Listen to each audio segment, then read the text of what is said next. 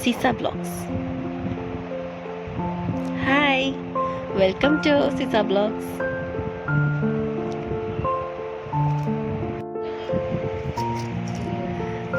ମୁଁ ମୋ ଶାଶୁ ଘରକୁ ଆସିଛି ବିଶାଖାପାଟଣା। ଆଜି ଆମର ପୂଜା ହେଉଛି ବରମହାଲକ୍ଷ୍ମୀ ପୂଜା। ଚାଲନ୍ତୁ ଦେଖିବା କେମିତି ପୂଜା ହେଉଛି, କ'ଣ ପ୍ରିପାରେସନ୍ସ ରହୁଛି, କେମିତି କ'ଣ ପୂଜା ହେଉଛି ଦେଖନ୍ତୁ ଆଉ ଏନ୍ଜୟ କରନ୍ତୁ। ଏଇଟା ହେଉଛି ଆମର ହଲ୍, କେତେ ସୁନ୍ଦର ଡେକୋରେସନ୍ ହେଇଛି।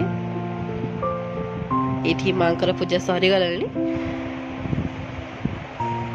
ମୋ ଶାଶୁ ସବୁ ପୂଜା କରିଛନ୍ତି, ଯେହେତୁ ମୁଁ କିଛି ଶିଖିନି, ମୁଁ ବାସ୍ ପୂଜା ଦେଖିକି ଏନ୍ଜୟ କରିଛି। ପୂଜା ଭଲସେ କରିଛି। ଏଇଟା ହେଉଛି ଆମର କମ୍ପ୍ଲିଟ୍ ଘର, ତାର ଆଉଟର ଲୁକ୍ଟା।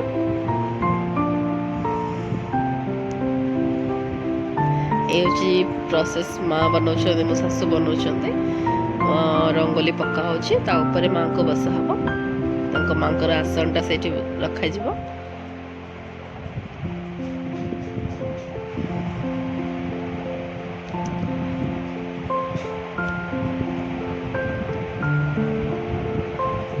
ଆମେ ଦୁଇ ଜଣ ମିଶିକି ପୂଜା କିଛି ମୁଁ ତାଙ୍କ ମାଙ୍କ ହେଲ୍ପ କରିଦେଉଛି, ଯାହା ଯାହା ଦରକାର ତାଙ୍କୁ। ମୋତେ ତ ବେଶୀ କିଛି ଜଣା ନାହିଁ, ବାସ୍ ମୁଁ ତାଙ୍କ ଟିକେ ଟିକେ କାମରେ ହେଲ୍ପ କରିଦେଉଛି। ଏଠି ମାଙ୍କୁ ଆସ୍ଥାନ ରଖା ହେଲା। ମାଙ୍କର ପୂଜା ଏବେ ଷ୍ଟାର୍ଟ କରାଯିବ। ମୁଁ ସେଥି ଭିତରୁ ରେଡ଼ି ହେଇକି ଆସିଯିବି। ଏଇଟା ହେଉଛି ଆମର ପୂଜା ଘର, ଏତେ ସୁନ୍ଦର ପୂଜା ଘର।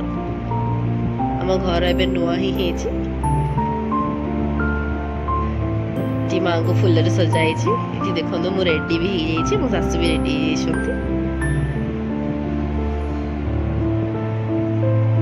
ପୁରା ଆମେ ବହୁତ ପୁରା ସାଜ ଶ୍ରୀଙ୍ଗାର କରିକି, ଯେହେତୁ ଲକ୍ଷ୍ମୀଙ୍କ ପୂଜା, ପୁରା ଶ୍ରୀଙ୍ଗାର କରିକି ଆମେ ଦୁଇ ଜଣ ଅଛୁ। ପୂଜା କରାହେଉଛି, ବହି ପଢ଼ା ହେଉଛି। ମାଙ୍କର କଥା ଥାଏ, ଏଠି କଥା ପଢ଼ା ହେଉଛି, ମାଙ୍କୁ ଫୁଲ ଦିଆହେଉଛି।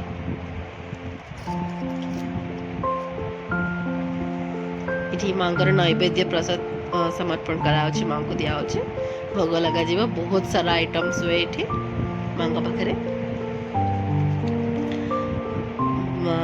ଯେମିତିକି ପୋଲିଆର ହେଇଗଲା, ସବୁ ସାଉଥ୍ ଇଣ୍ଡିଆନ୍ ଖାଇବା ଏଠି ପୂଜା ହୁଏ।